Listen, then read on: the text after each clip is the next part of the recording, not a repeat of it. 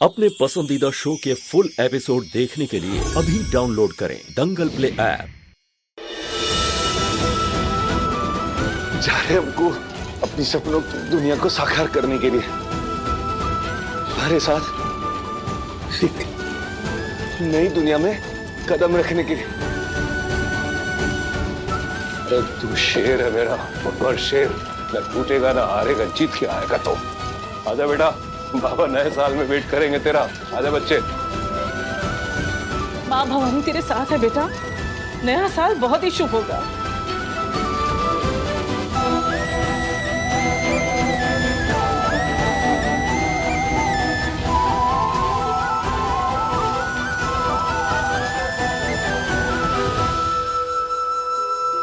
Doctor, doctor please कुछ करिए ना, तुम्हारा सर दर्द से फटा जा रहा है। अब शांत हो जाइए, सब ठीक हो जाएगा। क्या हुआ डॉक्टर साहब? जज साहब, ये ऑपरेशन नहीं हो सकता। क्या?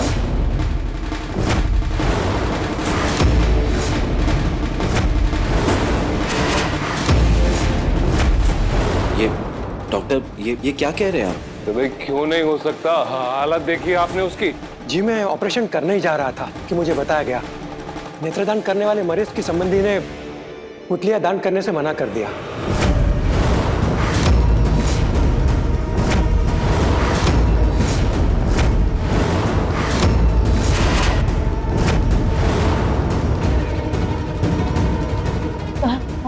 ये तो मुझे नहीं पता, पर ऐसा में हम कुछ नहीं कर सकते। हम माफी चाहते हैं।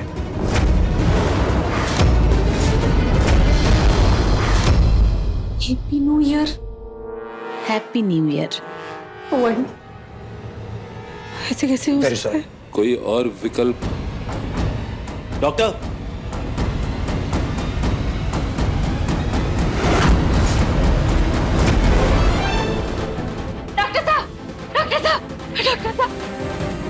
क्या हुआ मिसेस चंदेल?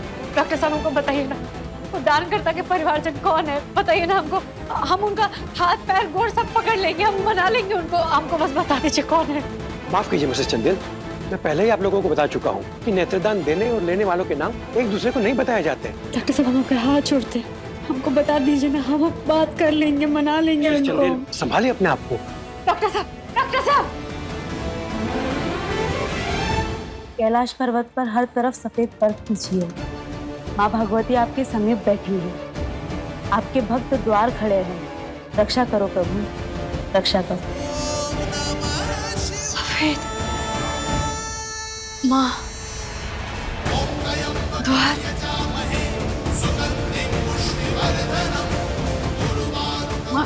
माँ ने कहा है।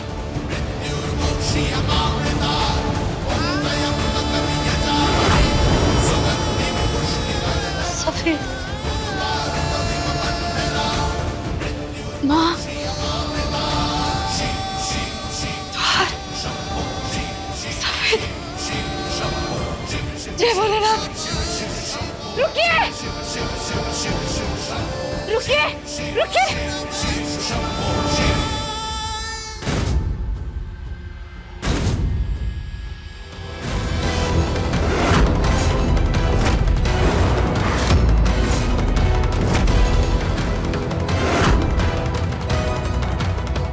मैं तुम्हें श्राप देती हूँ जज देव नारायण चंदेल, तुम्हारा पूरा वंश नष्ट हो जाए।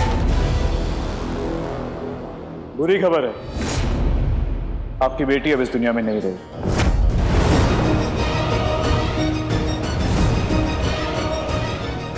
लेकिन इससे भी बुरी खबर यह है कि मरने से पहले आपकी बेटी ने अपनी आंखों की पुतलियां दान कर दी हैं, और वो भी उस इंसान के बेटे को जिसने आपकी बेटी की जिंदगी जीते जी नर्क बना दी, यानी कि देव नारायण चंदेल के बेटे को। बस अब कल राजीव चंदेल आपकी बेटी की आंखों से अपने बाप को देखेगा, यानी कि देव नारायण चंदेल को देखेगा। ये बाबू कब आ रहे हो? जाने दीजिए इन्हें, इन्हें बहुत दर्द हो रहा है, ये बहुत तकलीफ में, बच्चा कभी भी बाहर आ जाएगा। अंदर बिठाओ इन्हें मानिक। जी जी। हमारी बिटिया को पहले सड़क से उठाकर अस्पताल में दाखिल करवाया, फिर उसके इलाज की फीस भरी। आज तो तुम्हारे कारण हमारा फिर से भगवान पर भरोसा हो गया। चाचा जी आप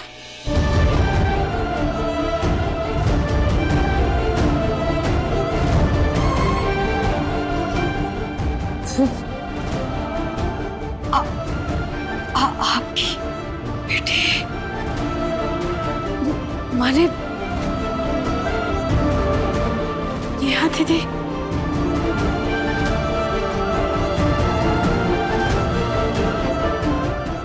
सुन के बहुत दुख हुआ हमको। दुख की आड़ में अपने पति की आंखें मांगने आई हो। जवाब सुन लो हमारा, नहीं, नहीं मिलेगी तुम्हारे पति को मेरी बेटी की आंखें।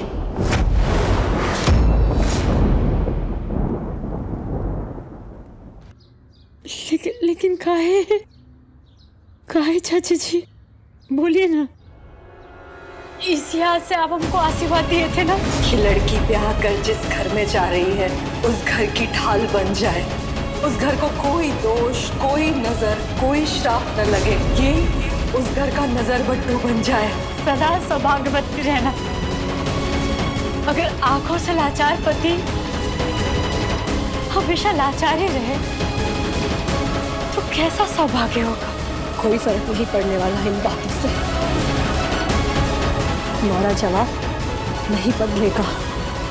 काहे कसूर का है हमारा? हमारे पति का क्या कसूर है? तुम्हारे पति का कसूर है कि उसने देव नारायण चंदेल के घर जन्म लिया है।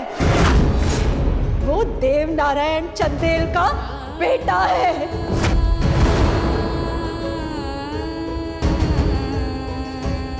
मासूम थी हमारी बेटी, बहुत निर्दोष। उसकी आंखें क्या हम एक दरिंदे के बेटे को दे सकते हैं? जीत देव नारायण चंदेल की नहीं हो सकती। का बाबू नहीं बड़का बाबू, आशीर्वाद दिया था हमने तुम्हें सौभाग्यवती होने का, लेकिन उस देव नारायण चंदेल के कुकर्मों का दुर्भाग्य से मेरे सौभाग्य से बड़ा है। तुम बहू बन के उसके घर गई, लेकिन वो भी उसके दुष्कर्मों के पाप को नहीं काट पाया।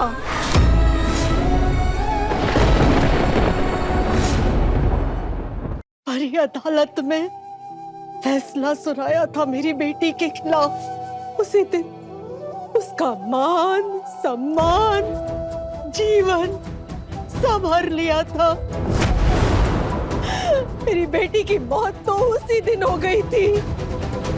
आज तो सिर्फ सरकारी घोषणा हुई है। तारावती, तेरे नातिन की मां मर गई। आज तो सिर्फ घोषणा हुई है, लेकिन इस बात की घोषणा नहीं हुई कि उस मासूम की हत्या देव नारायण चंदेल ने की है। तू ही बता, अगर ये सब कुछ तेरे साथ हुआ होता, क्या तू उस हत्यारे के बेटे को अपनी आंखें देती?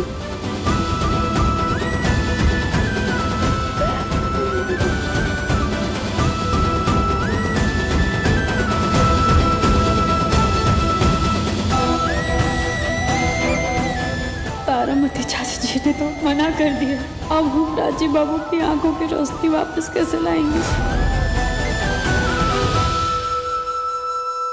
अब देखिए तो से नैना मिलाई के दंगल प्ले पर टीवी से पहले।